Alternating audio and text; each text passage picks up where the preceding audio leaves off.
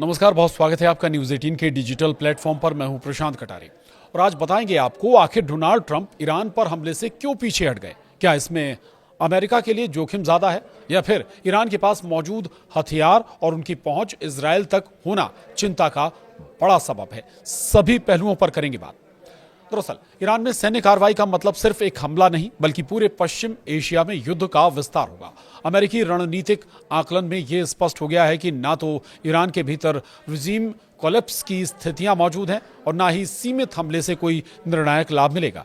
इसके उलट क्षेत्र में मौजूद अमेरिकी ठिकानों, इजरायल की सुरक्षा और घरेलू राजनीति तीनों पर भारी जोखिम है।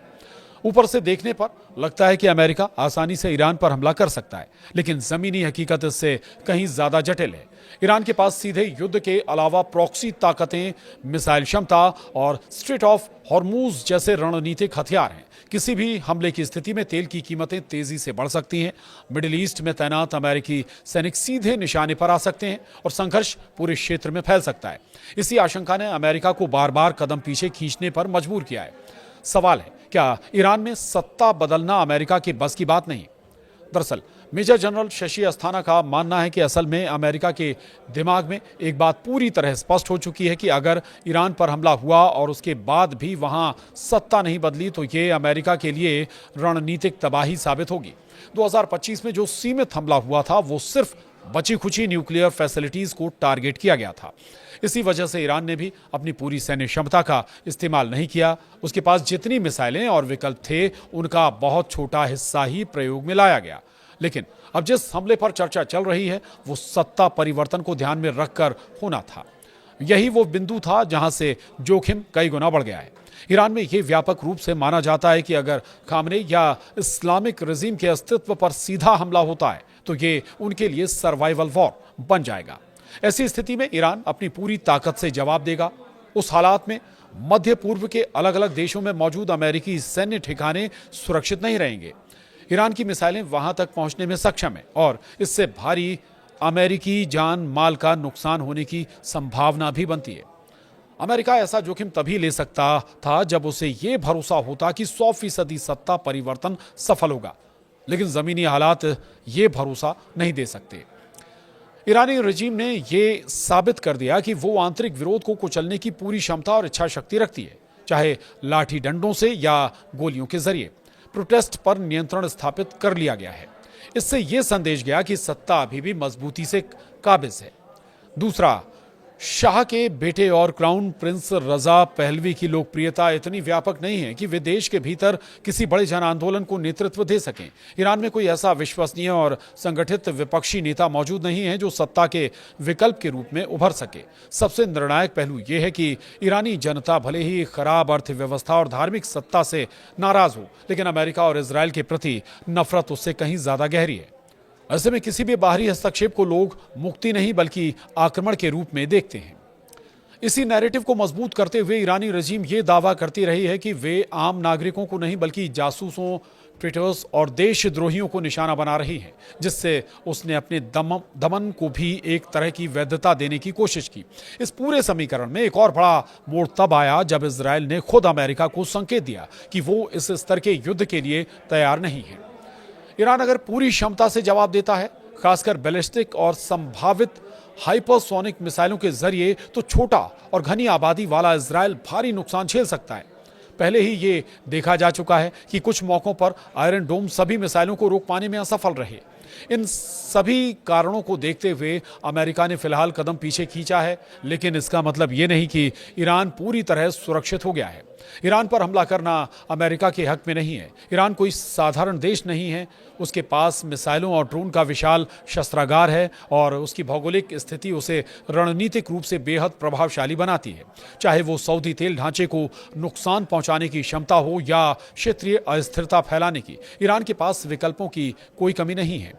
दरअसल अमेरिका की कोशिश ये थी कि अंदरूनी असंतोष को इतना भड़काया जाए कि रजीम अपने ही बोझ से गिर जाए और फिर उसमें थोड़ी सी बाहरी चिंगारी डालकर सत्ता परिवर्तन करा दिया जाए।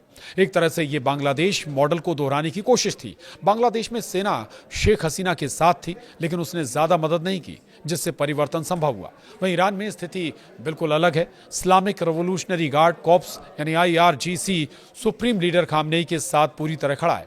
वे रजीम की रक्षा के लिए किसी भी कीमत पर लड़ने को तैयार हैं। मेजर जनरल अस्थाना के अनुसार यदि सत्ता परिवर्तन का प्रयास होता है तो IRGC सभी मिसाइलों और संसाधनों का इस्तेमाल करेगा, जिससे अमेरिका को भारी नुकसान उठाना पड़ सकता है। अमेरिका के लिए सबसे बड़ा खतरा अमेरिकी सैनिकों और नागरिकों की भारी मौतें हैं। यदि हमले में ज्यादा कैजुअलिटी होती है तो ट्रंप को कोई माफ नहीं करेगा। खासकर नवंबर 2026 में होने वाले मिड टर्म इलेक्शंस को देखते हुए उनकी गणना में ये कॉस्ट बेनिफिट एनालिसिस फेल हो जाता है। जोखिम बहुत ज्यादा है, लाभ बहुत कम। इसलिए सीमित हमले जैसे 2025 में परमाणु सुविधाओं पर किया गया था, तक सीमित रहना ज्यादा व्यवहारिक लगता है, न कि पूर्ण सत्ता परिवर्तन वाला बड़ा ऑपरेशन। वहीं हाल ही के वर्षों में ईरान ने मोसाद, इजरायली खुफिया एजेंसी और CIA से जुड़े कई लोगों पर आरोप लगाकर गिरफ्तारियां और फांसियां भी दी हैं। मेजर जनरल अस्थाना के अनुसार इनकी संख्या काफी ज्यादा हो सकती है, हजारों में। हालांकि कोई सटीक आंकड़ा नहीं है, क्योंकि यह खुफिया मामला है और अनुमान पर आधारित है। लेकिन ईरान की सख्त धार्मिक व्यवस्था के बावजूद कई लोग खरीदे जा चुके हैं।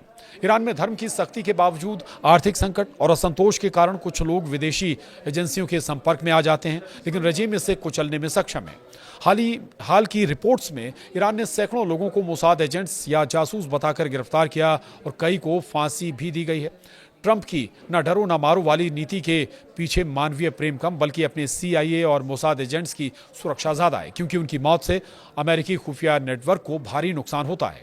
ट्रंप प्रशासन ईरान पर हमले की धमकी देता है, लेकिन जमीनी हकीकत उन्हें पीछे खींचती है। रजीम की मजबूत IRGC support, proxy forces, missile क्षमता और आंतरिक नियंत्रण के कारण बांग्लादेश जैसा आसान परिवर्तन यहां पर संभव नहीं।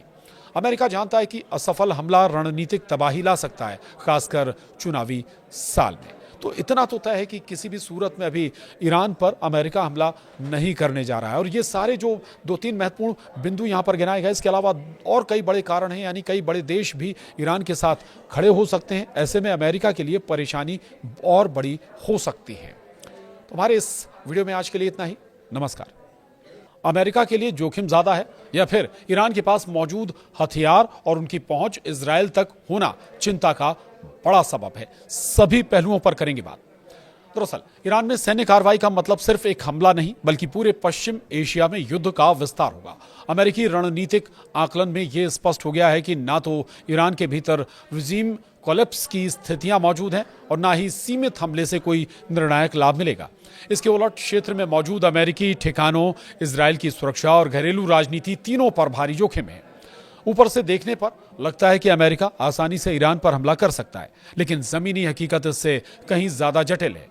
ईरान के पास सीधे युद्ध के अलावा प्रॉक्सी ताकतें, मिसाइल क्षमता और स्ट्रेट ऑफ हॉर्मूज जैसे रणनीतिक हथियार हैं। किसी भी हमले की स्थिति में तेल की कीमतें तेजी से बढ़ सकती हैं। मिडिल ईस्ट में तैनात अमेरिकी सैनिक सीधे निशाने पर आ सकते हैं और संघर्ष पूरे क्षेत्र में फैल सकता है। इसी आशंका ने अमेरिका को बार बार कदम पीछे खींचने पर मजबूर किया है।